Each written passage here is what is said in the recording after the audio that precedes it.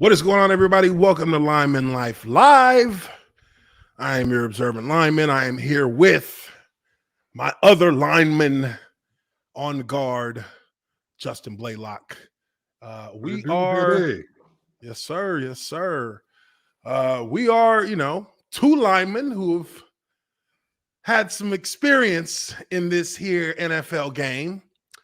And, coming out of week 14, you got a few weeks left in the NFL season. Guys are starting to vie for playoff contention, and there are teams that are now out of contention, which they're trying to find out what their roster looks like moving into the next year. Now, obviously, as we get started in this show tonight, we're going to talk about the whole situation with the Jacksonville Jaguars, with Urban Meyer, the fact that these guys have, it's turned into a clown show in Duval to everyone's chagrin. And there were many warning signs, and there are still many obstacles that this franchise is going to have to get over before it can actually have a chance at finding success. But we're going to go through the NFL scores as we get to that game and we'll talk more once we get to that Tennessee and Jacksonville matchup. But also looking to have a special guest in here this evening as well. My old teammate from the Jaguars, wide receiver Mike Sims Walker. So we'll be looking to have him come on here in a moment, in a little bit. And I'm sure he'll want to chime in as well as we get into talking about the Jaguars. Hope everybody's doing well. It's Monday, man. The Monday grind as usual.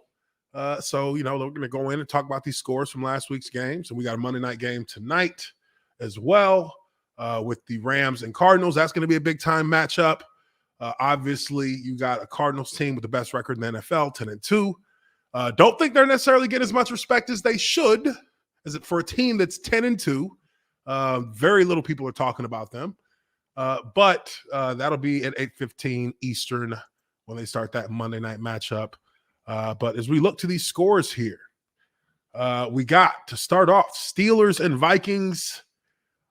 This game was a very awkward game as these Vikings came out the gate smacking the Steelers. Yeah, this was really a tale of two halves here. A tale of two halves, exactly. You see a guy like Dalvin Cook. I mean, this guy, unbelievable, 27 rushes, 205 yards, 2 touchdowns. What do you think when they kind of just tailor off in the second half and allow the Steelers to fight their way back into the game? What is it? And then on top of that, the Steelers just kind of can't get their shit together. Yeah, they really can't get right. I mean, the Vikings did everything they could to piss that one away. And, they still come up just a little bit short. I mean, they really dug they tried to lose. Right. Much. No doubt. But they tried to lose. I think we always talk about this. You get away from running the ball and doing what's working. I mean, we just saw 2 weeks ago, granted it was because of, weather situation that, the Patriots go and win a game with 3 rushing attempts, 4 rushing attempts, or whatever the fuck it was. Three passing attempts. Or passing attempts. I'm so sorry. I was thinking the same thing, but backwards like you did. Right. I mean, we're so used to saying that kind of game now that it would be commonplace to say, 3 rushes. But 3 passing attempts in a whole fucking game. So, I mean, it obviously can be done, but teams just refuse to. I'm not advocating the running game. The running game opens everything up, and I mean exactly. Even for what the Vikings did in this game, you look at their running attack. Their running attack is what gave them the ability to dominate. That gave them the time of possession. It gave your defense a rest. It gave the offense passing options. And then 5-yard wide holes. I couldn't believe this shit when I was looking at it. It's me and you could. I mean, I might have got 2 yards instead of 40. I fall forward. I mean, he wasn't getting touched till the second and third level routinely. He wasn't getting touched till he got to the third level in some plays, and then on the flip side of that, the Steelers, they can't run for shit. The Steelers haven't been able to run the ball for the last 3 years, and they have a quality running back. Najee Harris is going to be. I mean, he is a good rookie right now, and he's going to be a great, top tier running back as his career goes on. I believe if he has, if the Steelers decide to actually build that offensive line so that he can run. But it kind of, again, it reminds me of a team. It reminds me of teams like Jacksonville who try to open the game up with I guess new age passing and neglect the running game. You can't pass the ball in this league if you can't run the ball in this league, and that's like just basic football. It doesn't really change. Yeah. If you can't run, then you ain't going to pass because you can't pass every play. Yeah, these fucking coordinators are their own worst enemies. Like in the attempt to show everyone how fucking smart and creative they are and the guru of the route tree and shit, like they're going to end up shooting themselves in the foot more often than not. Because, I mean, old saying, three things going to happen when you pass the ball. Two of them are bad. Yeah, I mean, you can't really. It's either incomplete or it's intercepted. Yeah, and forgive me, I'm over here. I'm texting Mike Sims back. Oh no, you're good. He's trying to set up his system right now to get in here. But that's like the most demoralizing thing when you have a good thing going and you just get away from it for some reason. And I know he was coming off. I think 2 weeks ago he separated his shoulder or whatever it was. So I don't know if that played a factor. If maybe he dinged it again or what have you. But everyone that got in the game was able to run the ball. It's not like, oh, he's out, we can't run no more. Yeah, like they came with a run first plan. I mean, that's kind of what the Vikings are predicated on because they usually should be predicated on because they got Dalvin Cook. He's one of the best running backs in the NFL. If not, if you say Derrick Henry, then you probably say Dalvin Cook within one or two people behind that. So, the guy has. You can build an offense around that kind of talent and then let your quarterback complement it. But again, the Steelers who are they're flirting with the division. I mean, they're in it still because the Ravens can't seem to take care of their business when they need to. But the Vikings, obviously, these teams are both pretty much sitting in the same spot, fighting for a wild card position. But the Vikings get the win in that one. And the Steelers are still trying to answer the same questions they've been asking for the last 3 or 4 weeks. So moving on to the next game here, we got Cowboys. Cowboys beat the Washington football team 27-20. But this wasn't the cleanest look for the Cowboys. It does give them some control in the division. And they'll obviously be favorites to pull it out. But Washington wasn't, they weren't like they weren't bums out there now. They were actually playing a decent game till they lost, what was his name? Heineke? Yeah. Heineke. Well, I mean, I didn't watch this game, didn't catch it. I figured the Cowboys would have taken control over it, but it didn't look like Dak Prescott had a great game. 22 for 39, 211 yards. He threw 2 interceptions, 1 touchdown. It looks like they had to fight for it. Yeah, they more or less won in spite of the offense for a change. And really? The last few weeks, the offense hasn't really been clicking that well at all. Tony Pollard was out. Zeke isn't right. I don't know what the problem is. They're not saying anything, but something's not right there. You can tell by the way, his gait as he gets around the field and whatnot. Something's not right there. Like you said, 2 picks, a pick 6. Pick 6. That really got things closer towards the end of the game. I think they were up I think they were up 2 scores and they throw a pick 6. You're up 14 with 4 minutes left in the game, 6 minutes left in the game, something like that. And you're out here, throwing the ball around willy-nilly. Yeah, not controlling the game like you should be with the running game. Common fucking theme when you start doing all these things that are, I don't want to say out of character because everyone throws the ball now, but unnecessary. It's if you're not trying to pad the stats for your players, then you realize, hey, let's run the ball, let's make this game as short a game as possible because we have control at the line of scrimmage, and that's usually what good coaching would lean towards in understanding that, hey, we are this is the position we're in. We're in a good position. Let's minimize their chances at being opportunistic against us. Exactly. And I mean, even looking at some of the highlights here on my screen, they had a defensive touchdown in there. Micah Parsons is making hellified plays on defense that's giving them the opportunity to be opportunistic. So you kind of waste that when you score on defense, but then you give back those points with a pick six. I mean, it just doesn't really it doesn't lend to traditional football norms to get pass happy when you open up a big lead. Now you want the game to be over, so that they don't get a chance to come back. You know what I mean? Like 5 Points was saying last week on Wednesday, you're damn near in a position where you can start kneeling on it. Yeah, I know you can damn near start kneeling with like 7 minutes left in the third quarter. I mean, it depends on a lot of things, timeouts and such. But I mean, just to exaggerate, to make the point that just run the fucking ball, even if you go 3 and out, you're still running time off the clock. You're not having pick sixes. Yep, and you're keeping the ball away from their offense.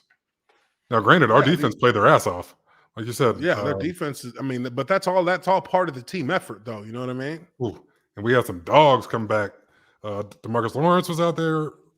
Randy Gregory went ham. Yep. If these guys can stay healthy, because this is the first time they've all been on the field together, I think, since week 1 or 2. Oh, so they're healthy now. Yeah. That defense is going to be something to look out for. I mean, they've got, year in and year out. It sounds like a broken record, but year in and year out, Cowboys have some of the best man-for-man rosters in the NFL. Like, I don't think there's many people who would dispute that. If you're just looking at what they have out there every year, they have guys who are perennial Pro Bowlers at almost every position. Yeah, and they're never going to look bad on paper. But they're usually more often than not paper champs, because when you get on the field and you play against them, like I was like, these guys are just like soft. Like, what is this? I thought these were supposed to be the Cowboys. I'll never forget, we went to Texas Stadium the first year it opened up the new one. When they opened up Jerry World, man, we went up in there and beat the snot out these bums, 35-10. Oof. I was like, we were on like a 6-game win streak, just smashing cats.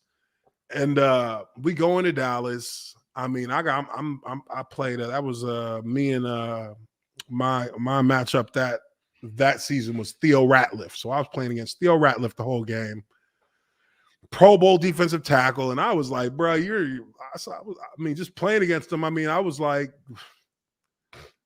it's just because they get voted in on popularity, because I mean, I done played against cats in practice who are better than this cat. I'm like, what is this? These are the Cowboys? Yeah. They didn't have Romo that game. So it was what was his name? It was Kitna. Kitna was playing. And our defense was just eating him alive. He was giving it up left and right. Right. But that's the Cowboys, right? Like, that's the Cowboys. Every year they get the hype, but this defense it has been looking pretty good this year. I won't lie. It has looked pretty good when they've been healthy. When they've been out there, they've looked good. So on offense, they may be struggling, but sometimes that's how the defense carries you home. Yeah, that's how the defense carries you home. It's a team game, Yeah. One's down, the other guys to pick them up. Let me pull this up so you guys can see it as well. The scores here. Now, next up.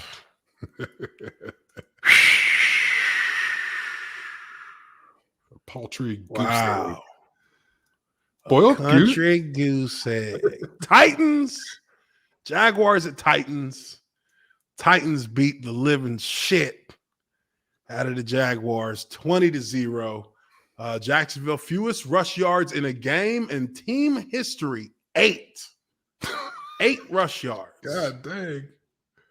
How many sacks? There's no way. Trevor Lawrence got sacked 4 times. He got sacked 4 times in the game. I remember I was watching parts of it, and I remember it was ugly. Trevor Lawrence is in a precarious situation right now in Jacksonville. And it behooves him, in my opinion, to be very wary of what happens at the end of the season. If they do not let go of this guy, if they do not let go of Urban Meyer, you gotta go upstairs. If I was Trevor Lawrence, it's time for me to go have a discussion with Shad Khan.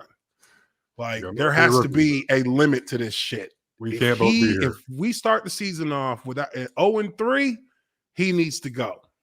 There needs to be something there, because it doesn't look to me like they're going to get rid of Urban Meyer. I mean, I wouldn't guess that they would, because they got to pay that motherfucker a lot of money. He got a 6-year deal. Oh my God. Do you even want to kick the tires around before you hire this cat? Shit. Like, what about Urban Meyer makes you think he's going to stay anywhere for 6 years? What made you think that was the kind of commitment you wanted to make to this cat? 6 years. He doesn't stay on the winners for 6 years, let alone, the team that's losing 90% of the time. Oh my goodness, 20-0.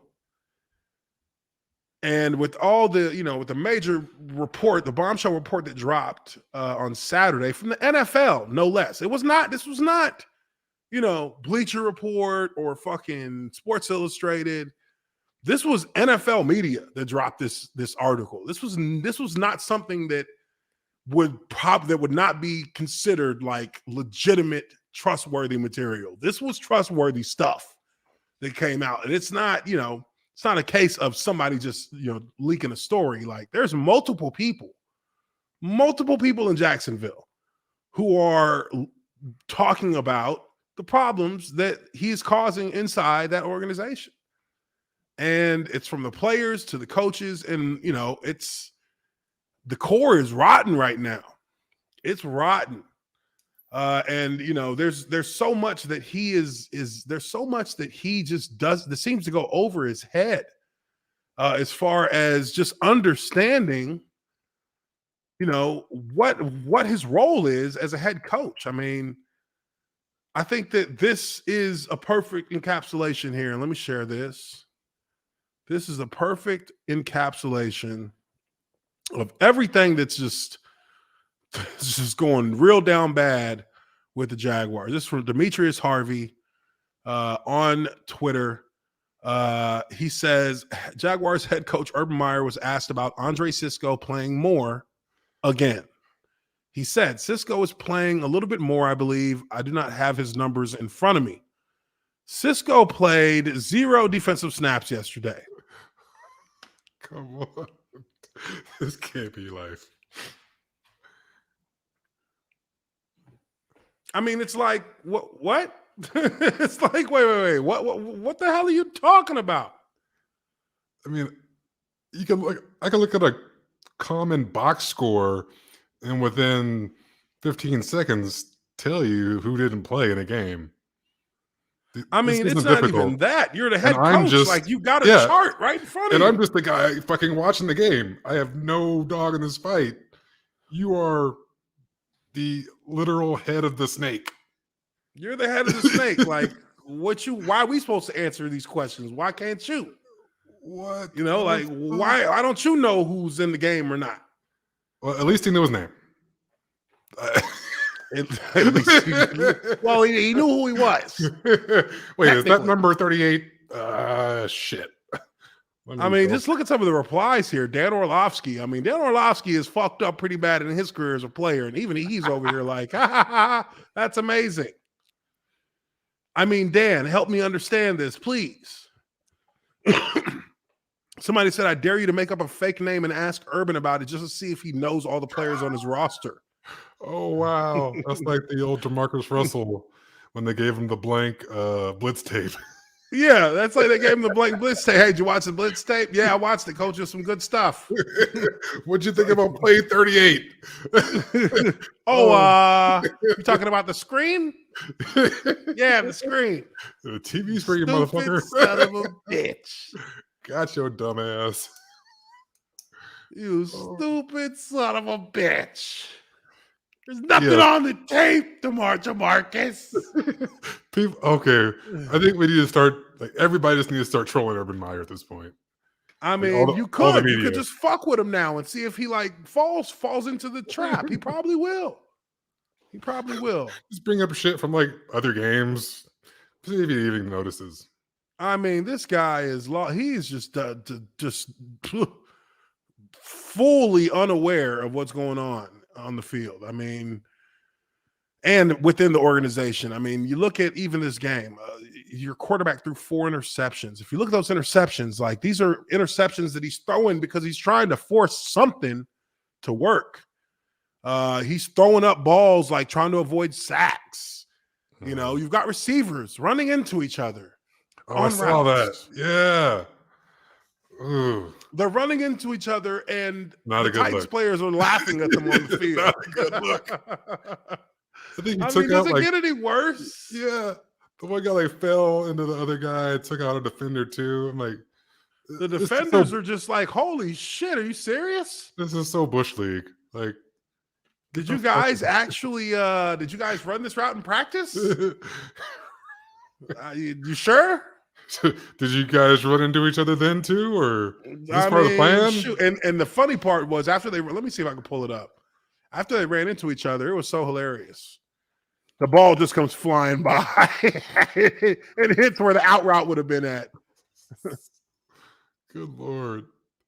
I mean, I know teams have gone winless before and been pretty fucking bad, but this is right up there. I mean, it's just fucking hilarious, dude. I mean, it was. I can find it real quick. And then to top it off with a clown show of a coach they have. I mean, it's not even like. It's not even like. It's a parody of football at this point. I can't ever joking.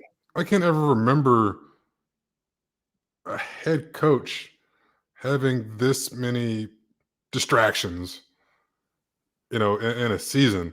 Now, granted, I'm sure shit happens, but it usually doesn't get out. And that tells me they don't fucking respect him. Because stuff like this isn't supposed to get out. Stuff like that shouldn't be getting out to the public. That's true enough. Yes, it shouldn't be. Those shouldn't be things you hear about, immediately in regards to like a coach's how it's going with the new head coach. You shouldn't be hearing that. But okay, here it is. Boom. Jaguar season summary. But when the coach has, by all accounts, abandoned his own so-called principles and become, just this monster in the locker room. I mean, people they're gonna stop respecting him, like you said, and they're gonna take whatever dirt they got and they're gonna give it to the media because now they got to think about their jobs because they're probably gonna be fired at the end of the year. So they got to think about trying to find a way to give themselves, first they don't give a fuck no more about him, so they're gonna talk shit. But now they got to start worrying about trying to find another job. Yep. So that changes everything. But this is the play, and oh my goodness, look at this play. They're like, oh my god. Then there goes the football. It's like, what the fuck? What? And then look, what they're trying to do. They're right listen to the commentator next to each other. Chenault slips. I mean, look at. I'm not sure what they're trying to do there. They're right next to each other. I'm not sure what they're trying to do there, Bob. I'm not Honestly, sure. It's probably a good thing he slipped. It looks like he's trying to catch the ball still. If he doesn't hands slip, up, I mean, if he doesn't slip, we could be talking about 2 concussions right here. Yeah, because they didn't really see each other, and really, Chenault just kind of he. Let me see. He doesn't really. He slips right there, but yeah, he slipped. At this point, I think he's that might be ugly. I gotta bail. Because look at them; they run into each other. It's like shit. Oh, this is then watch the football. There goes the ball. Dog. Who's running the out route? So you looked at all that shit. You looked at all that shit and still threw it. Although he probably threw it, 3 or 4 steps ago. So my god! Let's not pile on the poor young man when he's down. It's crazy, man. It's crazy. But so that was kind of the game for them. That's how that shit went. Jaguars gets mud stomped 20-0. I just talked with Mike Sims. He's not going to be able to make it on. He's having some technical difficulties. So difficulties. So we'll just we'll try to get him on another time. Kind of was last minute. I hit him up. He wanted to jump, or he hit me up and I hit him back. We wanted to jump on. So we'll get back with Mike Sims Walker on the next, probably on Wednesday. Well, I'm sure the Jags will give us plenty more to talk about. Oh yeah, we'll probably have another bombshell story to talk about at that point. Oh, but next game up, Seahawks get a nice little bounce back against the Texans. And I mean, hell, think about it like this. The Texans, very quiet all year. Yeah, they suck. They're 2-11, but ain't nobody talking about them. That's kind of how you want it to be when you're 2-11. Nobody's talking about you. Yeah. So you get your shit together. And that's kind of how it's been there. This is a roster that I would say I don't know. Would you say the Texans got a better man-for-man roster than the Jags? I wouldn't say that. I would not necessarily. I would argue that most people could not name 3 Houston Texans. They probably couldn't name 3 Jaguars either. To be honest. So, because we talk about them all the time. I couldn't name 3 of them to begin with of either of the teams. So hey, I'm not sure I could name 2 Houston Texans right now. You know what I mean? I don't know. I mean, I could. Deshaun Watson is one. If we can count him, I can. That's it. I can't even name another one. I can name the backup quarterback. Who is the? I don't even know who the backup. I don't know who he is. I just know his name, Davis Mills. Shoot. But I look at that and I say, you see this the Seattle Seahawks. They come out with a 33-13 win against the Texans, but this Texans team, they suck, true enough, but it's been a consistent suck with no ridiculous surprises. I mean, we already went through the Deshaun Watson saga to start before the season even came about at the end of last season, actually.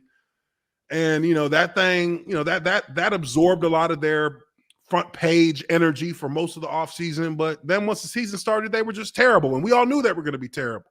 There was no expectation there. Yeah, this was a rebuild from the beginning.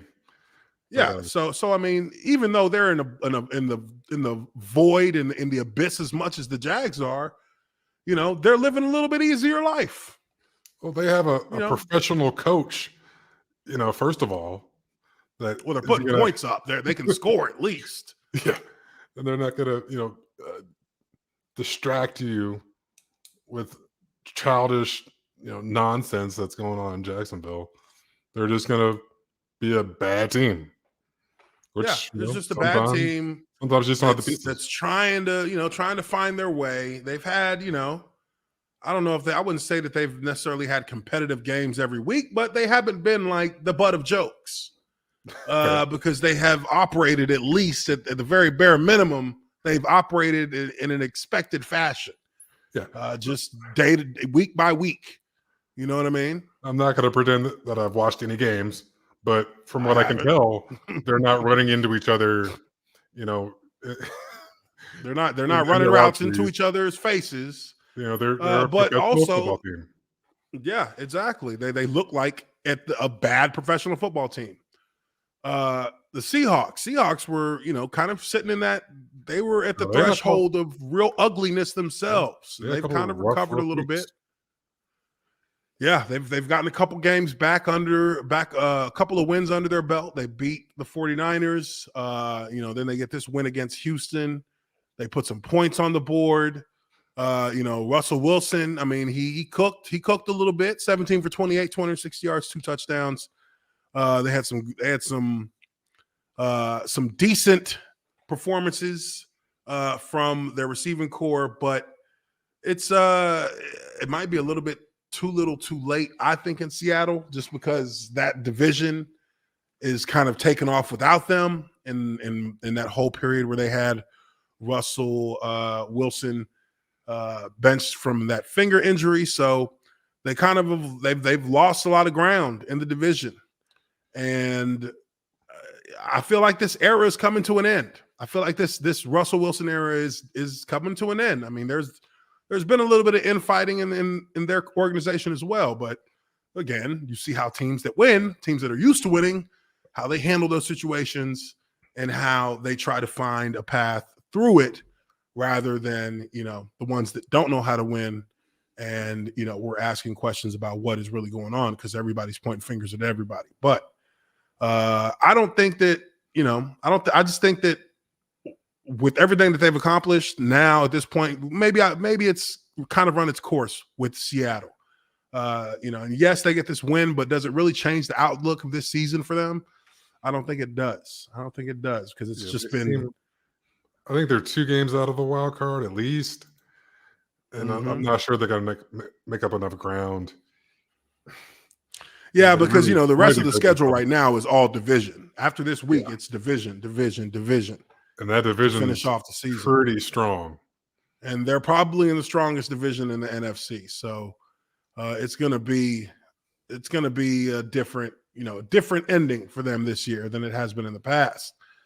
But moving on to the next game here, Raiders at Chiefs. My God. I mean, I knew that this was going to be a rough game for these boys, but this was the collapse. This was the game that the Las Vegas Raiders collapsed under the weight of all of the drama and all of the controversy.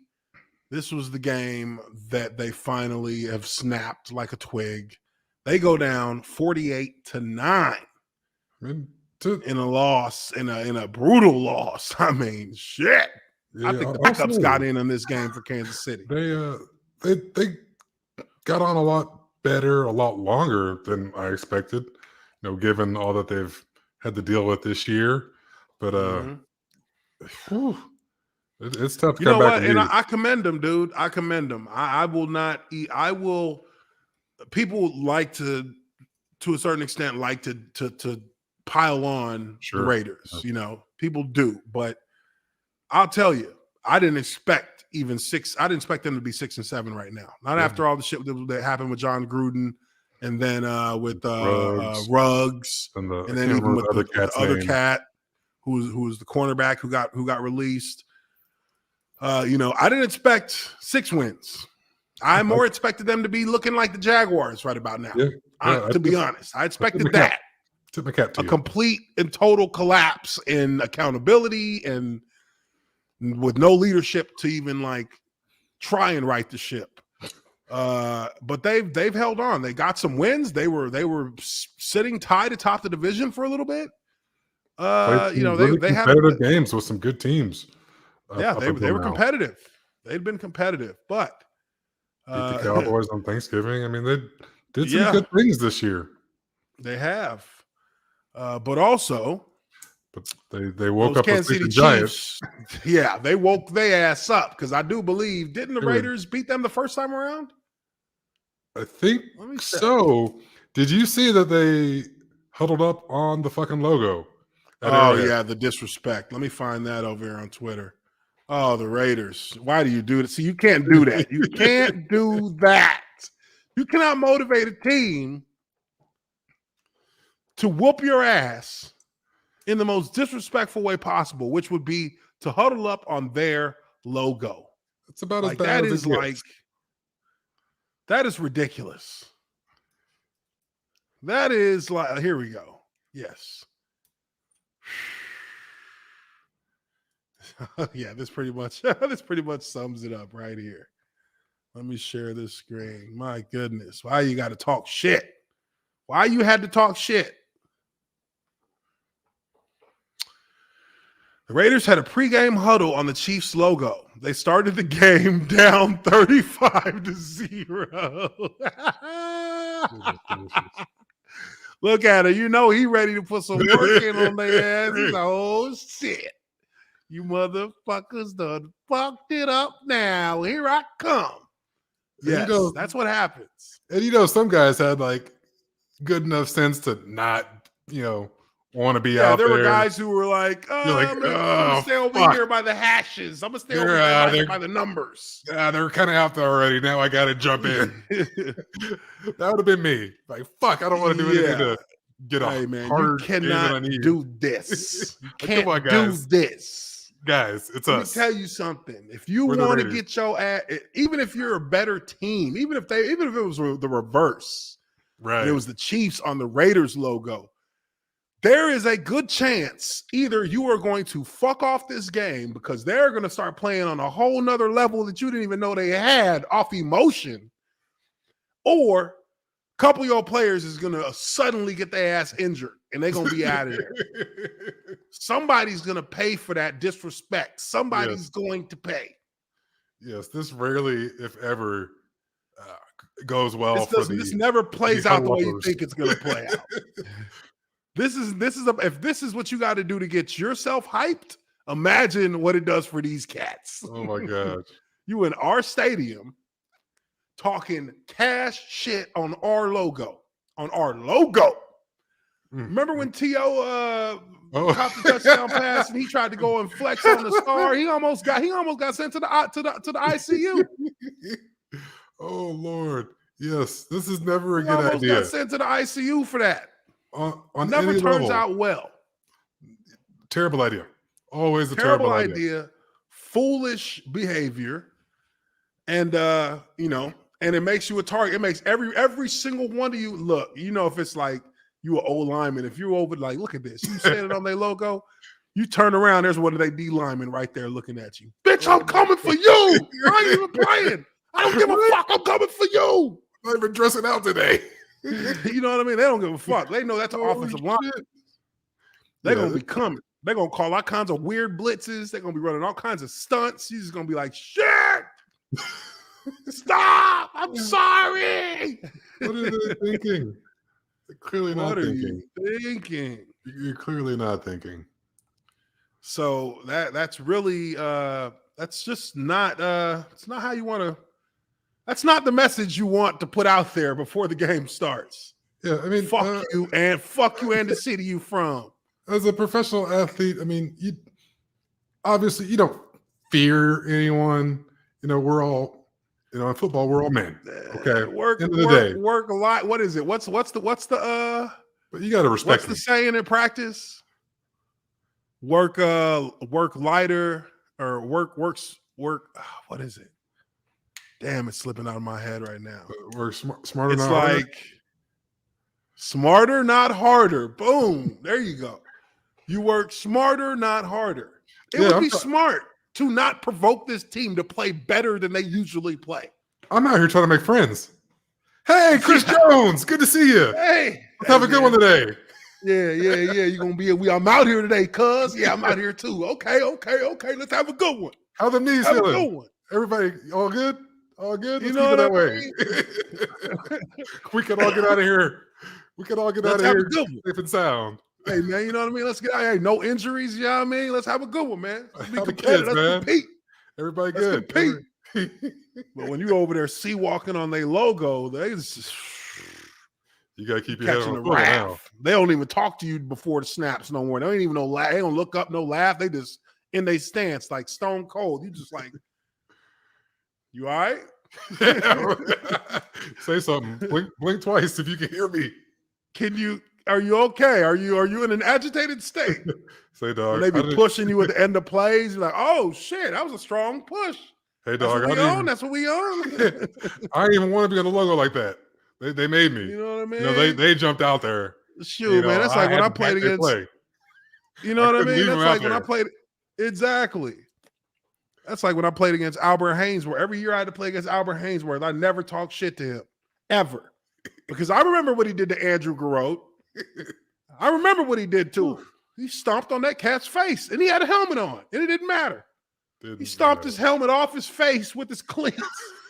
Put like 20 stitches in that cat's face. How's it going, sir? You having a good day? You know what I mean? And that comes from just playing too hard against him. Right. Now, imagine if you was talking shit. He's bipolar. He's bipolar. Come on. You're asking for trouble. Yeah. We can get through this thing, man. We can get through this. We'll get through this. I pancaked him one time on Thursday Night Football. We played against the Titans. And I pancaked this cat on the first drive, and I was so hyped up. I was like, yeah, motherfucker. Then I helped him up. Come on, buddy. Hey, man, my bad. My bad. You tripped, didn't you? You good?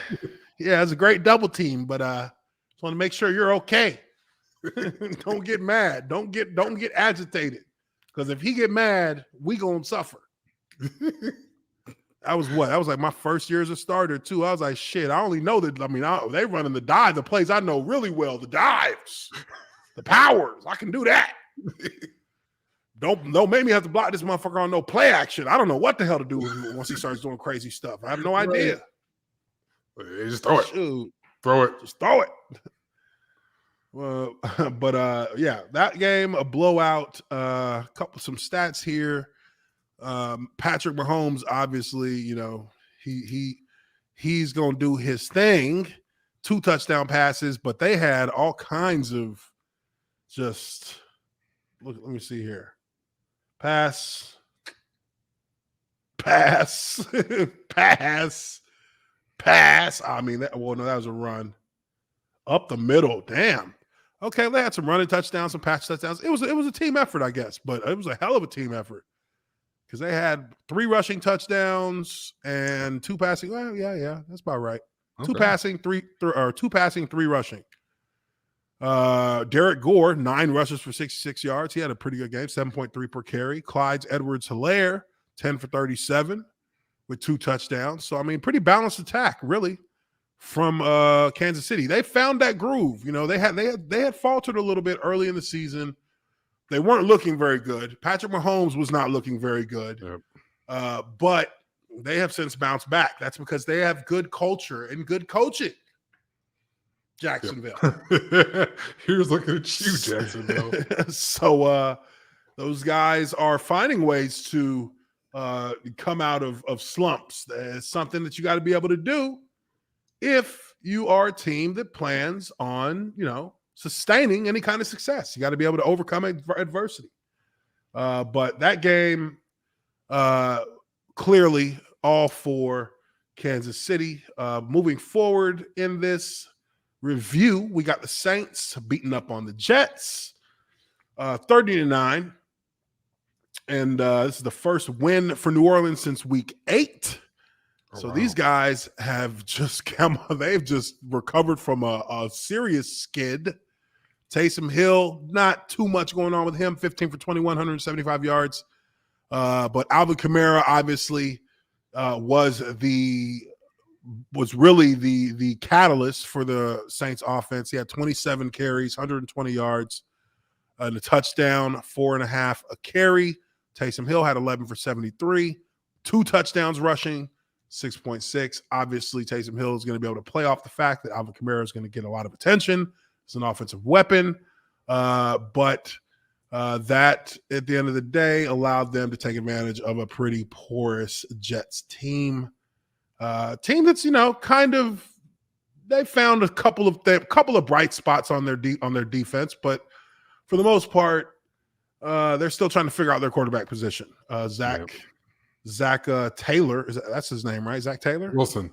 Zach Taylor was the last Bengals coach, I think. Yeah. Zach Wilson. Well, he didn't throw any interceptions, didn't throw any touchdowns either. But you know, he's a young player. They're going to try. I mean, it's too hard to really nail down these young quarterbacks so early in their careers because, I mean, unless they're coming into a good situation to begin with, you can't expect it to really get much better than what it already has been without a big shift in the team's culture and in their roster. Like, there has to be moves that have been made in the roster that actually provide a better environment for these young quarterbacks. And I don't think that there's, outside of the New England Patriots, I don't think that any of these teams have given their young quarterbacks an actual system to work within that has some solid foundation under it. They just haven't done that. Yeah, I think all these teams should go look at what New England did. Now, granted, they had a better nucleus before this. They just all happened to opt out last year. Mm-hmm. And I'm not sure they have, the kind of cash to spend like New England did this past offseason. I mean, they really went out and beefed up the roster and put Mac Jones in a really good position to be successful. These other cats, it's just like, all right, what can you do? and we're not I gonna. mean, I see no reason gonna why protect a you. team. I see no reason why a team like the Jets, and I don't know. I'm not necessarily sure what the Jets what their salary cap situation is like, but I'm not sure why a team like the Jets or the Jaguars, who don't have like huge contracts sitting on their roster, I'm not sure why these teams can't spend the kind of money that New England spent. New England spent $150 million in the first 24 hours of free agency. $150 million. That is a direct effort to improve your franchise immediately. Yep. Like, that is something that you do that you expect to pay dividends immediately. But they not only did they do that, they did that at the right positions, on defense, on offense. They gave Mac Jones, they gave themselves an identity to build behind, and then Mac Jones will find his role in there as they go, and that's what they've been doing. They've been slowly, teaching him how to manage the game. And that was on top of like 6 or 7 defensive starters returning from opting out. Yeah. Mm-hmm. So that plus $150 million, I mean, that's damn near a whole new team. Yeah. They flipped their roster in the smartest way possible. And I mean, it's, as much as I hate to give credit to the Patriots, they do it the right way every time. Yeah. If I was going to do it, that's how I would have did it. I would have blown my wad in free agency. Yep. Now, because you know that the only piece that you're really going to have to draft is the quarterback piece. Yep. And you get that on the cheap, because he's a rookie. Yeah. And I mean, I tell you what, can you imagine what the Patriots would have done with the Trevor Lawrence? Whew. If they would have had a shot to take him instead of the Jags? Right. Oh my goodness. We'd be that. I mean, look, and this is me, having watched like Trevor Lawrence film and then watching him as a player on the field in the pocket. He's got it. He does have it. But he can't throw the ball to himself. He can't be a playmaker on both sides of the throw. Like, I mean, yes, he's had a few ill-advised interceptions that were probably from him just forcing more than he should, trying to just force a ball in somewhere, or some situations where the ball has, they're on a different page, whether it's the route in the pass or what have you. It's just, there's a mix-up there from a communication standpoint. But he has not really had he's not had a series of interceptions where you're just like, golly. I mean, why would you even do that? Like, you've seen Zach Wilson. Zach Wilson's thrown some picks where you're like, bruh, there was like 5 defenders over there. What are you doing? Like, you've seen that. But you haven't seen that from Trevor Lawrence. Trevor Lawrence with the New England team that they have right now, this will be a team that could potentially be competing as a top seed. Right. And they're competing with that right now. I mean, they are. I mean, yeah, what am I saying? They actually are. They probably have that shit sewed up with Trevor Lawrence. But Mac Jones is not the talent that Trevor Lawrence is. Right. I don't think that there's any argument in that. That's what I'm really trying to say. I think if you flip-flop them, Mac would be doing worse than Trevor is with Jacksonville's support. Yeah, if you put Mac Jones on Jacksonville, it'd be way worse. I mean, it'd be way worse in terms of just confidence in the pocket, confidence as a player, like having, Trevor Lawrence will run the ball and he'll try and gain yards. He'll take on defenders. He'll step up in the pocket. He'll take a shot while he's throwing the ball. It's, all of that, he's shown that he has the fortitude to handle those situations. It's just that he just has not had the talent on the other end of those throws to like really supplement anything he's doing in any way. Only thing he had was James Robinson, and James Robinson, shit. You see how they doing him? He's just over there like, coach don't even know when he's in the game. These motherfuckers don't even want me out there, cuz like, shit. Yeah, I'm here blocking. That's it. They ain't calling no run plays when I'm in here. Right. Shit, they ain't even calling screens. I fumbled 4 weeks ago, so we're just gonna. I fumbled 2 months ago, and I still ain't gotten a rush attempt since. So we're just going to lose every game from now on. Who cares? I mean, this cat had like 3 attempts. I mean, it's so disrespectful, dude. It's so disrespectful. I was on the Jaguar podcast earlier today, and and he asked me, just what do I think James Robinson should do? And I'm like, how does he get through this? I said, get through this. If James Robinson is smart, he's asking to be released or traded immediately at the end of the season. Like, why are you should not even have any desire to be here anymore, because they've shown you they don't have any desire to utilize your skill. And it's like you ask for these kinds of players to drop into your lap if you're a franchise. A guy who is playing at a level that has got him on the NFL's top 100 list, as a rookie. And he was an undrafted free agent. He got over 1,000 yards rushing. He's a fantasy football star. This is what you want. You ain't got to pay him shit for 3 more years. Nothing. He ain't going to make nothing, which is going to allow you to go get a left tackle. It's going to allow you to go get another big-time wide receiver. It's going to allow you to go get a big-time tight end because you don't got to pay him. Right. And he ain't got no leverage at all until the end of his last fucking year of his contract. Can't nobody come steal him from us. He ain't got no options. You know what I mean? Like, this is the best scenario you could ask for. And you fuck it off because your coach is a fucking dumbass who thinks that he can run an NFL team like it's a college and have a favorite. And his favorite is garbage who got cut a year before and he brought him back in Carlos Hyde. Who also went to Ohio State. So, I know I kind of tailed off into another Jaguars rant, but I can't fucking help it. They're embarrassing me. They give you plenty of fuel. Every week. They're embarrassing me. I'm over here looking at teams like the Jets. The Jets will look better than the Jags look. God damn it. The record might be the same, but there's not even. They're 3-10. Okay. 2-11. Game. Yep. But just let's moving on because the Saints got that win. It was a blowout, 30-9. Who cares? Anyways, Falcons get the win in Carolina, beating the Panthers 29-21. Atlanta's won 4 straight road games versus Carolina, and the Panthers are now 5-8. So I mean, this game was a little bit, from what I'd seen, the little parts of it that I'd seen. This game was a little bit different.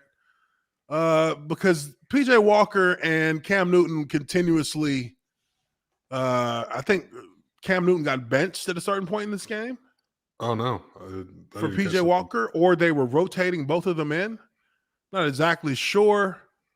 But, Cam Newton ran in. He had a rushing touchdown. And, I mean, it was a competitive game on both sides. But, Cam Newton, PJ Walker, they both had Cam had 10 carries, PJ Walker had 2, but I don't know. Panthers are just trying to keep things looking respectable because it's not the easiest thing for this team this year either. They're actually running with the coach who's in his second year in the NFL, if I'm not mistaken. Yep. In Matt Rule. And Falcons are holding steady. I mean, shit. Matt Ryan had 19 for 28, 190 and a touchdown. They had a running back by committee situation that actually worked out pretty well, put them well over 100 yards rushing in that regard, about 113 yards, 119 yards rushing. They look solid. They look solid. I mean, they're still in the chase. Falcons are 6-7, still in the chase. I gotta be honest. I didn't think the Falcons would be. I didn't think that they would have this many wins. Not gonna lie, at this point of the season. Yeah, they're right in the thick of things. Matter of fact, I feel I think they're tied for the first or last team out, or first team out. I should say first team out. Oh, so they got the last wild card spot. Yeah, I think. Yeah, so there's like 5 teams at 6-7 right now. Yeah, But right now, Washington is the last wild card. Yeah, Washington. Yeah, Washington's got the With last same spot. record. So I mean, going into the last 3 weeks of the season, everyone's got these division games. As long as they don't got Tampa, they can make up some ground. Oh man, that game was crazy too. We'll get to that one in a minute. Yeah, I mean that NFC South is it's a fairly competitive. I mean, at least for yeah, you separate Tampa Bay a little bit because they're like ahead of the pack, but the other teams in the division, there's still a little bit of competition there for the wild card. So hold on, this is the remaining schedule: at San Fran versus Detroit, yay! At Buffalo versus New Orleans. So those are winnable. Those are all winnable. Yeah, I think they can. Buffalo is not the same Buffalo that we were talking about 5 weeks ago. I mean, they could easily, get to 9, maybe 10 wins. Yeah, they could. The Niners are 7-6. They just beat the Bengals, but still, I mean, that's a team that's that's a team that's healthy now. So that might be the hardest team that they play out of the remainder of their schedule. To be honest, that looks like the toughest remaining game. And, obviously anything can happen, but yeah, on paper that should be their toughest. So I would say I would feel pretty confident about saying 9-7, and trying that out against Washington's the last wild card team right now. They got to play the Cowboys one more time, and I think the Eagles. The Eagles are right there, 6-7 as well. So I mean, and the Vikings are the other team that's right there as well. So all these guys are just playing each other. So it's like a mini tournament to see who makes the big tournament. Yeah, they're playing the what is that? Play yourself in, play-in tournament, basically. Yep.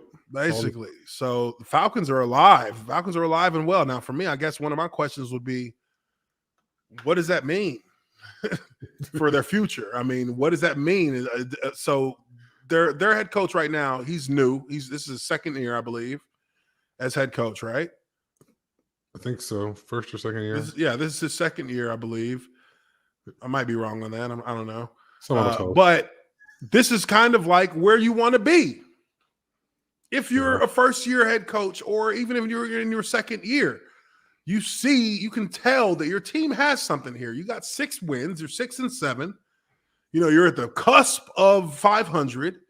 And, if you can win the majority of the games you got coming, down the stretch, you can have a winning season. And that means that you've actually, you have a foundation of players, and you have a foundation and an identity that you can get behind to try and build forward for the team. First year. Okay, first year. First freaking year. Jason Gaines. And we got a super chat here from Jason Gaines as well. We'll read that in a second. But first year, head coach, Arthur Smith. I mean, so this is, come on. Did anybody expect this shit? Did anybody expect this at the beginning of the season for the Falcons? Highly doubtful. And they're young. Young team. They're going to improve everywhere. that defense. That defense is going to get better. They're going to get better through the draft. They're going to get better in free agency because now they're an attractive offer. They really are. I would be looking at Atlanta if I was a free agent at this point. If I had a free agency coming up and I'm a big time player who's like, okay, I'm getting an extension here, but who's it going to be with? Atlanta could be a candidate because they play in a tough division with the Super Bowl champs and with New Orleans. And, you're going to have an opportunity to play many nationally televised games. And this is a team that has a foundation. Yeah. A couple of pieces in there, and they're reloaded, and they're ready to go. I think it's really attractive. Some good pieces on offense. Calvin Ridley, Kyle Pitts. Calvin Ridley, big time. Yeah. They got something, to build on for moving forward. I don't know how long Matt feels like playing, but Matty, he still is not doing bad. The guy can sling it. He's had some ugly games, but for the most part, he's been He's been solid. He's been reliable. It'll be a little bit more probably a protection. situation where he's just, it's probably, I would think that this was probably his last year in Atlanta, but I think that's more so because they have to move on to his replacement. They have to. Yeah, more than he's lost. He can still be serviceable. He's got a crazy hit next year, I believe. Yeah. Something north of like $60 million. Just the way the deal shook out. Massacre our fucking salary cap. So I mean, maybe they can find a way to kick the can, down to another team with maybe a draft pick, throw a draft pick in there for him. Maybe to another year. I don't know how. Mm-hmm. Or maybe they pay half of it, and then they have someone that's a lot better at math than me. Handles these things for every team, but there's always a way to fudge some numbers and do all this type of shit. But as it stands presently, I think he's got a massive cap hit next year, so it could just be a numbers game. But I mean, you look around the history of the league, even the greatest players, hardly anyone ever ends up where they start. So oh yeah, and not a lot of and more often than not, players don't necessarily get to choose how the shit ends. So he's in a unique position where he might get the opportunity to choose how it ends as a player in Atlanta, or after at the end of his career, whenever he decides that time will come. But I think that the Falcons for right now they're on solid ground. Even though they're not above 500, they're right there. They're on solid ground. They know that they have a nucleus to build around. So there's a lot there. See how that plays out. If they go and spend $150 million in this offseason, they'll be right. They could be, they'll be right. Every owner don't want to do that shit, but the Atlanta Falcons have signed Aaron Donald. The Atlanta Falcons just traded for Jalen Rams. They got the whole damn superstar squad on these. That's what the Rams did this year. The Rams found some way to get all these stars together. And they're going to be a threat. I don't know that they're going to win it, but they'll be a threat in the playoffs for sure. They're going to be hard pressed to win tonight. Yeah. We got a $5 super chat. Here we go. From Jason Gaines. He says, Justin, what was it like blocking a prime Gerald McCoy and ex-Panthers DT Quan Short? Who's a worse NFL head coach, Urban Meyer or Bobby Petrino? Woo! Hard one. Yeah. Gerald and I, we played against each other quite a bit because he went to Oklahoma as well. So I've known Gerald for quite a while. Hell of a player. One of the stalwarts of that Tampa defense in the mid 2000s to teens, if you will. Had a lot of good battles with that guy, actually. Obviously, he went to a bunch of Pro Bowls, did a lot of awesome things. He got me a few times. Got him a few times. I think our team was probably a little bit better most of my years. Kawan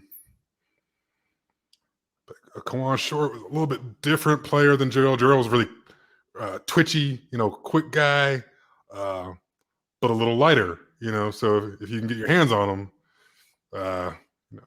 you got the advantage. Yeah, you could do some things. But Kawan Short, that's a big boy now. You're gonna have to, drop that anchor a little bit at times. But he was also kind of fleet of foot for a big man. So, if he catches you, with your feet in concrete, he can make you look pretty stupid as well. It's like any other position. You really try to assess what a guy's good at week in, week out, come up with a game plan that, obviously, I don't do everything great, but I could try to, minimize a guy's strengths. A guy that's pretty quick, I feel like I can overpower them pretty easily. The guys that are also strong, I could out leverage them. We're smarter than them, Yeah, for a reason. These guys are rockheads. So let's not forget that they're rockheads. At worst, I could outthink guys, play with leverage, and take take advantage of all the shit that offense has. That being said, I felt like I always held my own against most of the guys in the league. With got the green out from behind my ears. Oh, but yeah. as far as once you're able to, once those bullets stop flying so fast, shoot. Yeah, that first year though, I could barely. That first year, they're like, "Boy, them bullets flying, ain't they?" I'm like, "Yeah, I don't know what's going on.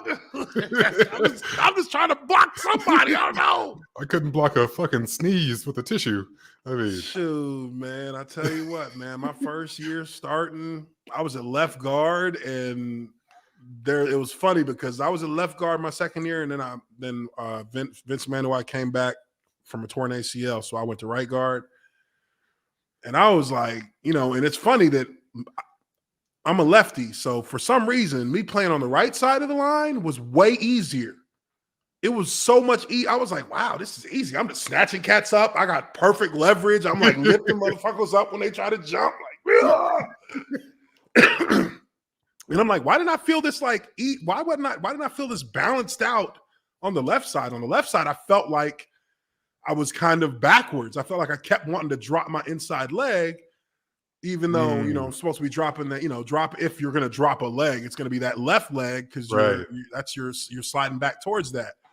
And I always felt kind of awkward sliding to the left. But when I got to right guard and slid to the right, boy, I started hammering cats away. But that second year at left guard, boy, I was like, I was getting got by TEs, ETs. Early on, it was like I was like, man, I wish I would have paid attention to the easy plays during training camp because now I don't know what the fuck this is about. Yeah, yeah. For the fans out there, it is not the same up and down that line. Oh no, it's not the same. Going Playing from on guard one to side tackle to guard, switching sides. I did one practice at right tackle, in 2-minute drill, and I was like, I'll never do this again. This is terrifying. How can you leave a guy out here by himself all game long? All that shit makes a world of difference. Guys doing all kinds of crazy moves. Oh, but you're just 2 feet to the left. It might as well be a whole 2 miles. All right, let's go. Next game here, we got Ravens. Ravens lose to the Browns. This game, I was surprised that this ended up like this. I thought that these Ravens would pull it out. They constantly pull out the close games, the tight games.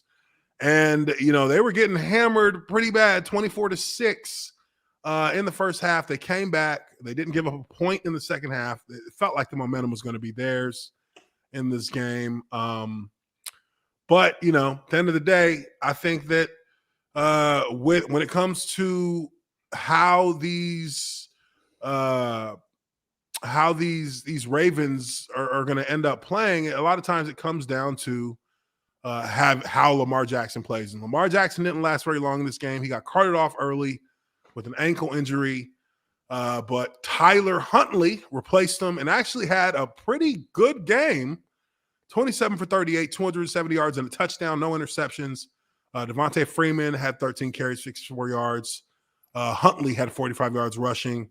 They complemented, they filled in the void that Lamar Jackson leaves when he's not on the field fairly decently. I mean, one could even say maybe even they kind of did a little bit better in passing regards. Because Huntley threw some dimes. He threw some big yardage dimes throughout the game in the second half, and that's what gave these cats a chance to be there. That's what gave them a chance to be in a position to try and win the game late. It obviously doesn't happen. They can't convert on 4th and 6, and that pretty much ends it and seals it for them. But I think really. For a team like Baltimore, you can't be super disappointed at losing this game, I would think, just because, really it looked like he was going to get your ass blown out. It looked like he was going to get destroyed. That's what it looked like was going to happen. And you held it off, and you actually gave yourself a chance to win, which is all you can ask for in that situation. You don't have a starting quarterback. He's out with an injury. He's done for the game. And you have to rely on your backup and your offense, which has been sputtering as of late. It hasn't really been operating at optimal optimal range, mainly because your passing game has been suffering. Yeah. And I was on Lamar Jackson. So they put up 20 points, more than 20 points, I think, once in the last 5 weeks. Yeah. I mean, it's been rough. It has been rough and tough. I mean, it's almost this been was like the most those points old they've scored. Ravens days. Yeah. This was the most points they've scored since like a month ago. Over a month ago. Yeah, no, this was the most. This was the most that they've scored. And not only has the offense been struggling, they've been it's been a back and forth in the division. So now they drop a game that gives Pittsburgh dropped a game too, but now Cleveland they propped themselves up just when we thought that they were dead. So they're back in the runnings. So things are going to be interesting down the stretch because these teams and I think this is across the board in the NFL. A lot of teams just have had a very hard time, being consistent in how they perform week in and week out. There's only been a few teams that have been truly consistent in that regard. When you look at teams like Green Bay, you look at teams like Tampa, Arizona. Those are the teams that have been able to pretty much hold the line and be consistent from week in and week out. But we haven't seen that from pretty much anyone else in the league. So I think this is the second straight division loss. That this is the second straight division game for the first time since 2016 that they've lost. Oh wow! So it's been a while since they've dropped 2 in a row in the division. And now that is going to put them in a tooth and nail battle with the rest of the AFC North for the Ravens. The Browns, obviously, big win for them. They needed to have it. They've been sliding, and they got the win this week. But we'll see how they finish out. They're still in the hunt for the wild card as well. But moving on to the next game here, we got the Giants at Chargers. Chargers bounce back, get the win here, 37-21. They now got 8 wins, 5 losses, and this is their 5th straight win against the Giants. So the Giants are the Giants right now. I think that a lot of people know what the issue is, and they know where they're going to need to make adjustments in order to try and pull themselves out of a hole as a franchise. They need a quarterback. You got what is his name? Mike Glennon, I think it is. Yeah, Mike Glennon. Mike Glennon. Mike Glennon's been been leading the troops the last few weeks. Daniel Jones has been out. But the Giants are, it's just another year of mediocrity for them, but not quite as bad as a team like, say, Jacksonville Jaguars. So and we got a couple more games to get through here. Let's see. Lions. Well, I mean, look, I don't think anybody would have expected them to get the W after the whole situation that the Broncos have been dealing with. But I also didn't expect them to get the W because they don't know how to handle success. They got to win. They scraped out a win. And they all let out a huge sigh. Now we got that up. Now we got that out the way. Back to your Wrigley individual program. No more, boys. Fuck them. Take the week off. All right, we're Gucci now. We're good. Can't get fired after this year. I promise you that. We got to win. We fought. Dan Campbell's blue-collar Lions. They are the most blue-collar of blue-collar. Get stomped out by the Broncos. I don't think anybody is going to have much to say about this game on either side, whether Lions fan or Broncos fan, because I think the real attraction of this game, obviously, was honoring Demaryius Thomas. And, Demaryius Thomas passed away last week at 33. That's obviously been something that's rocked the NFL as far as, sobering news to deal with. Played against the guy a couple times in Jacksonville. Well, played against us, and we played the Broncos, and he was on the Broncos. I'm on offense, so not actually against him, but good player. revered player, and held a lot of respect in the NFL for not only his ability on the field, but also his work that he did in the community. So there was a tribute paid to him. Obviously, around the NFL, there was tributes paid to Demaryius Thomas. The Broncos had number 88 decal on the side of the field off the sideline, as well as on the back of their helmets. I imagine they'll be wearing those the rest of the year. The 88 decals on their helmets, and the decal on the field, just to pay tribute to him, and play out the rest of the season for him, because I mean, the guy is responsible for one of the greatest plays in the history of the Broncos. He's also a Super Bowl champion. Tebow, the throw from Tebow. Okay. The throw from Tebow. I mean, look, people want to talk about Tim Tebow on that play, but let's be honest. Let's be real about this. That was a 5-yard fucking slant against zero coverage. Anytime, someone gets 60 yards of yak, it's not the quarterback. Yes. That was all yak. That was all Demaryius Thomas. He actually huge amount of awareness to throw the stiff arm to keep the angle from beating him, because he was about to get tackled on an angle. And he threw the stiff arm, powerful stiff arm, and then he accelerated. And that is what won that game. Yep. And if he gets tackled there, it's probably first down after like a 15, 16-yard gain.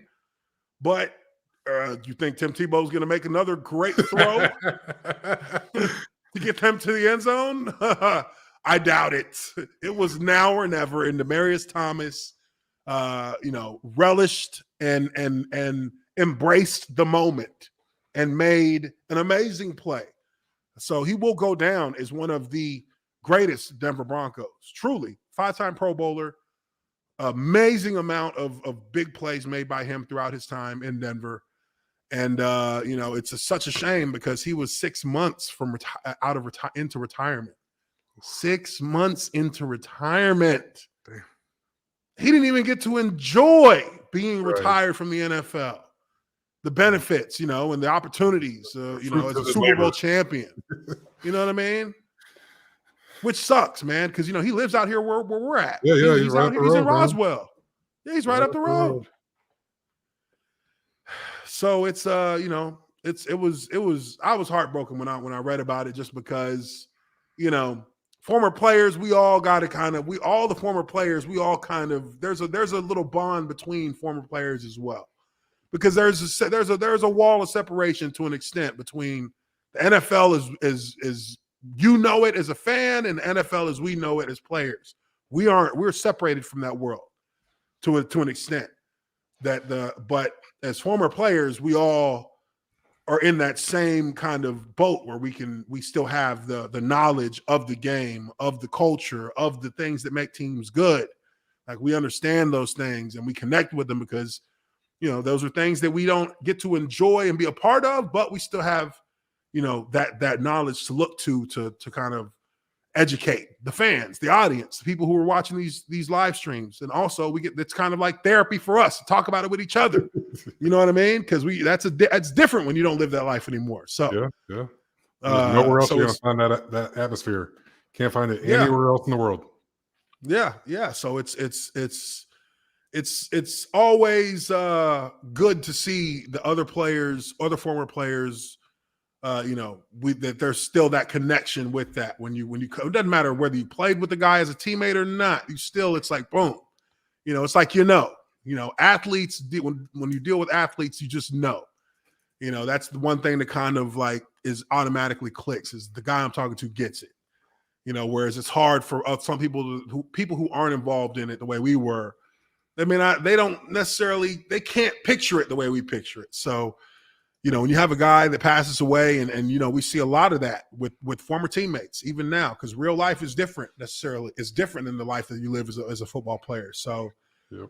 When you see a guy pass away, it's always something that's sobering, because, those are guys that you knew at some point, guys that you had been introduced to, or you come across, or in any way it was, like Cedric Benson. Cedric Benson's a guy that, I met Cedric Benson a couple times in Las Vegas. But you know, I didn't know him any more than that. You know, we played against the Bengals, and I'd see him, and he'd be talking with like Maurice Jones-Drew, but, you know, I'd just see him. Yeah. Say what's up and keep walking. But, you know, when you hear a guy like that passes away, that's tough because you're like, damn, you know. It truly is a fraternity. It really it's a fraternity, man. It's a fraternity. So it's always good to connect with them. And when you see some of them, you know, pass away and so young, this dude's 33. Cedric Benson was last year. He was like 30, 34 or something like that, 32, something like that. Yeah, young guys. Young guys. I think he's actually my age. He just didn't redshirt.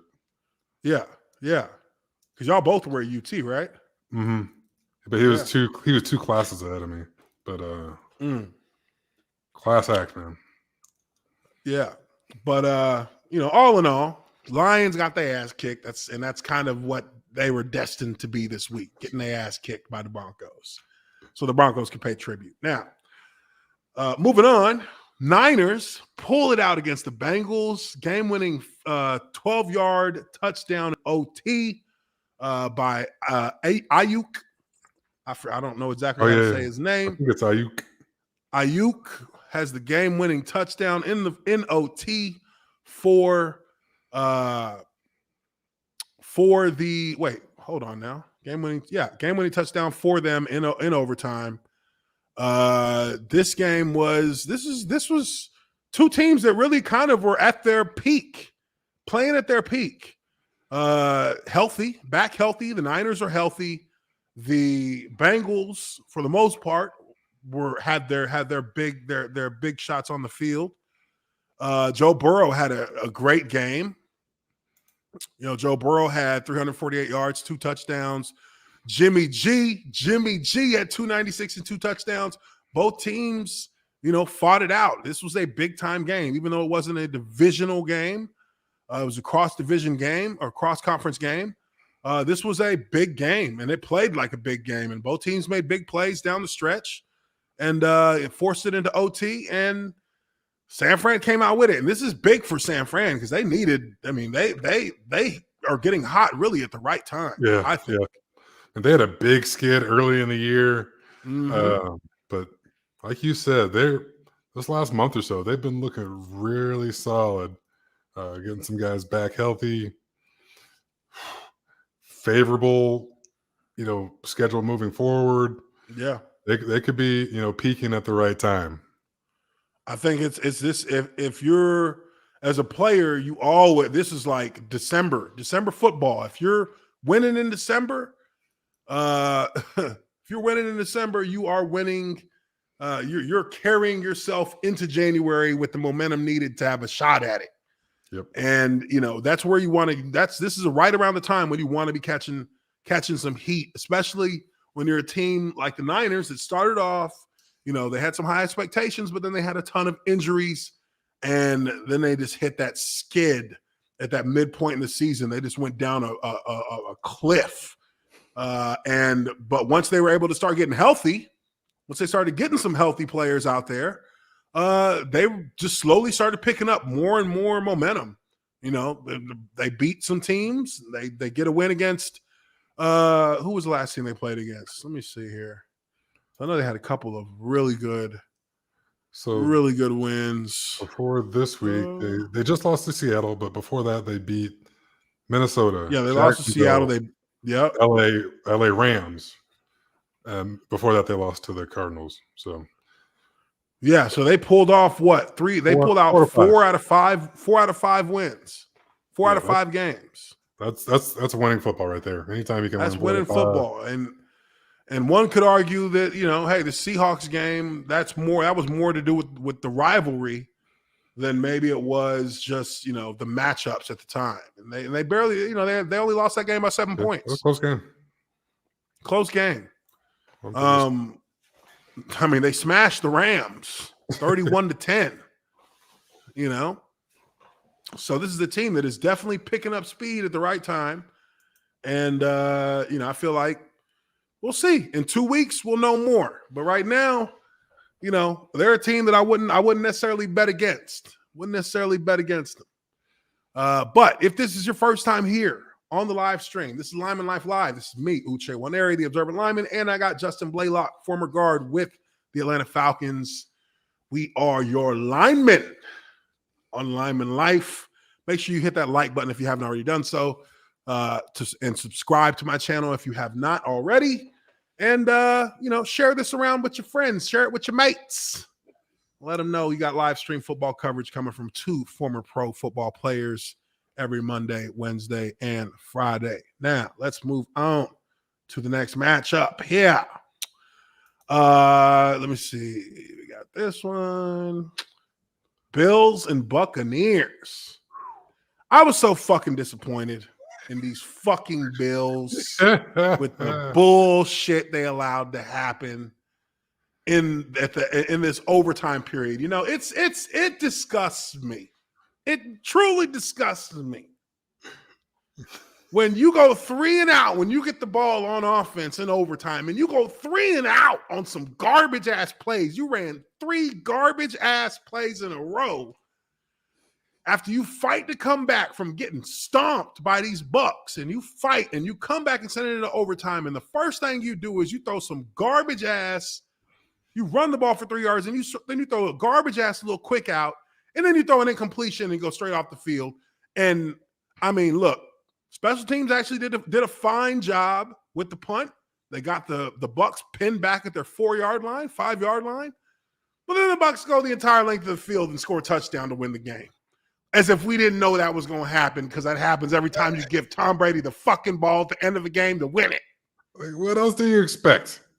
I mean, I'm thinking to myself, why didn't you just go for it on 4th down? Yeah. I would have. Same fucking result. Same result. Thing. Shorter amount of pain, for a shorter amount of time. You don't have to sit there and just watch him just slowly go right down the field on every fucking play. Woo. Like, there's not a universe where you punt the ball to that guy. Yeah, Buffalo Bills have kind of I don't want to say that they've been arrogant. I just don't feel like they've adapted well to the adjustments that other teams have made to stop them. Because they know that Josh Allen is all they have on offense. Yeah, they refuse to. And it literally hinges on his abilities whether or not this team can get anything done. They scored 17 points in the 4th quarter to come back. But still, it was mainly and mostly from Josh Allen making plays for them. Yeah. It's not going. I mean, they have to find his body. He's not going to hold up. He's not going to hold up his whole career running this kind of offense. You're not going to make a ton of hay with designed quarterback runs. I mean, you're going to start getting met in that. You're going to start getting met in that hole, bro. At least like on Baltimore. At least Baltimore has fucking running backs that they can, that shoulder some of the load. Short passing game that supplements the run game. They're just like, all right, we're running QB power. Like, sooner or later, someone's going to catch him slipping. I mean, they got design runs everywhere, and he's got like 4 or 5 guys chasing him now. And he's a huge fucking guy. He's a big guy, but they're going to be taking some shots at him. That's a big target. Like, Lamar's a big target. Little guy, and he's shifty. He doesn't really take the big hit usually. This is a big fucker. Even though he's fast, I mean, you can only move 6'5". So, I mean, 6'5" can absorb a lot of kinetic force. Yeah. I mean, look at Ben. Like that. Ben used to be fleet of foot. I mean, he wasn't as fast as this guy, I don't think, ever. But, I mean, he could move a little bit back in his heyday. He could move, but he wasn't never running no 30, 40 yards next to guys going past him. But when you're that fucking big, you're going to take bigger shots. And it's going to affect it's a bigger strike zone. Especially when you have designed runs that really are, you're not in any way thinking about passing the ball. You're running downhill like a running back. Yeah. You'll start to take shots like a running back, and they're not going to get flags for that. And he's not going to get flags for that. He appears to fancy himself kind of a tough guy, so he'll lower that shoulder. I mean, hey, everybody's tough until a couple ribs get cracked. Everybody got a plan until they get punched in the face. I mean, Amen. hey, you can say that now, but I mean, look, you're young. He's a big kid. You're taking them shots. He's a big 6'5", 250 or something like that. And I like him. I mean, that's part of what I like about him. But I also realize that I've seen quarterbacks with his size and his athletic ability who, hey, few years into taking them shots, they get caught with one shot that changes their entire perspective. And they stop doing that shit. Offense got to change, bruh. We're not doing that no more. But, I mean, they just haven't been versatile enough. That's been my issue. They haven't, and I get it. You want to stick with what you know. You want to be consistent. But, I mean, you have to give the defense something, other things to think about as well. I think that's where Buffalo has kind of gotten a little stagnant and that they haven't really given defenses that much to have to think about when they play against them. Yeah, I think so they catch on and they start to kind of shut them down a little bit.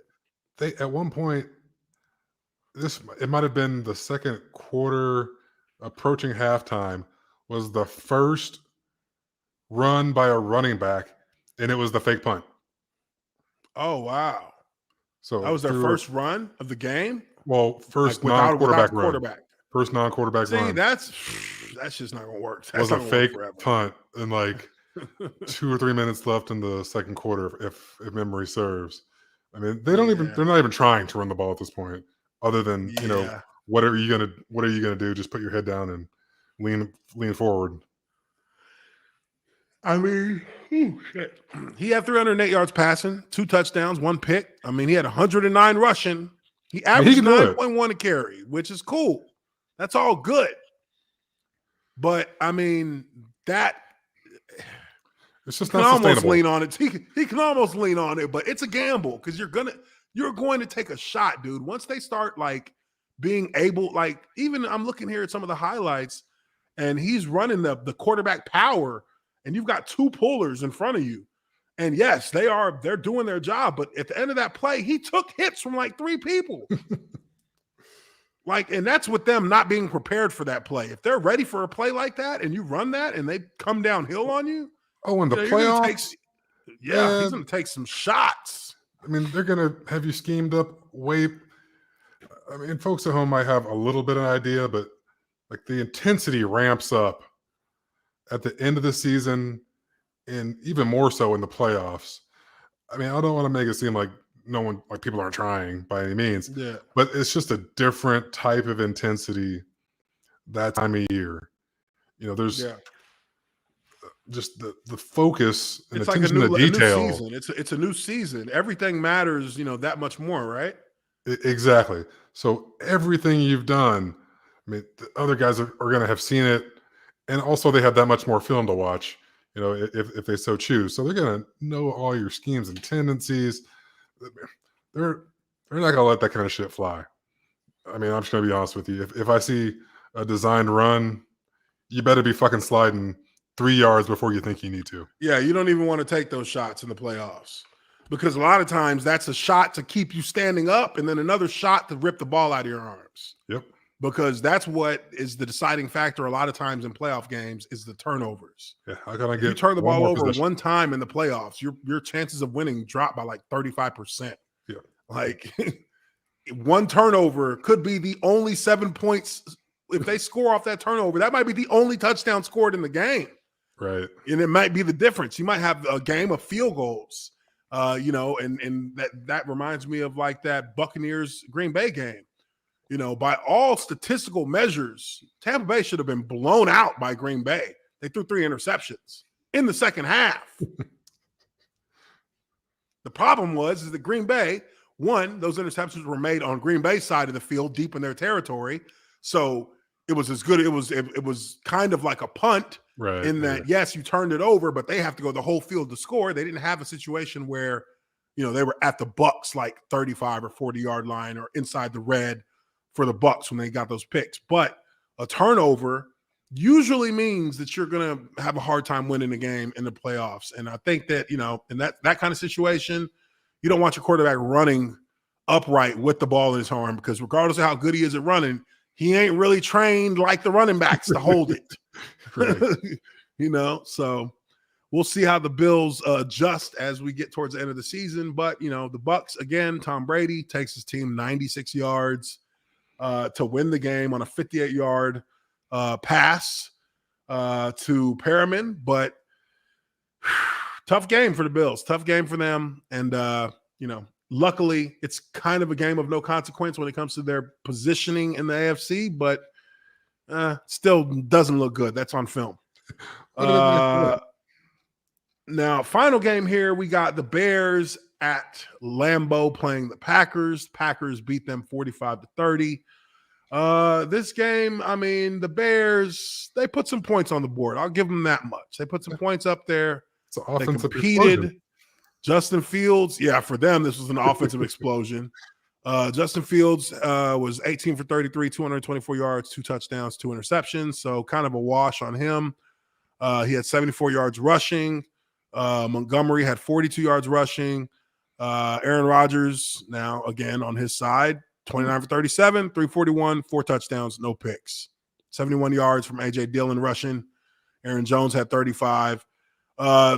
The Packers are moving pretty smooth. The Packers are doing their thing. I don't think there's any doubt that this is a team that is at the top of the NFC. It may very well come down to who is the winner between them and Tampa in the playoffs, or maybe them and the Rams, or maybe them and the Cardinals. We'll see. Those are the 4 teams that are sitting at the top in the NFC. But I think that, as I said before, I just don't believe that this is a Green Bay. To me, this Green Bay team is just not destined to win a championship with Aaron Rodgers. Right? They're just not. To me, I don't think that they win this year. But they do have a strong team. They got a strong team, and they beat a somewhat improved looking Chicago team, because the Chicago looked a little bit better on offense than normal. So, they put up 30 points on that team. So you can't discount that. That's a little bit of progress there. But at the end of the day, Chicago's 4-9, Green Bay's 10-3. Chicago is going. They've got their own questions they've got to answer. They had their crisis moments earlier in the season, Green Bay. It's just a matter of when for them. When are they going to either win or be out? I think they'll be out, but we'll see how that all plays out. And then from there, you got Aaron Rodgers and all the questions about him, but that'll be at the end of the season.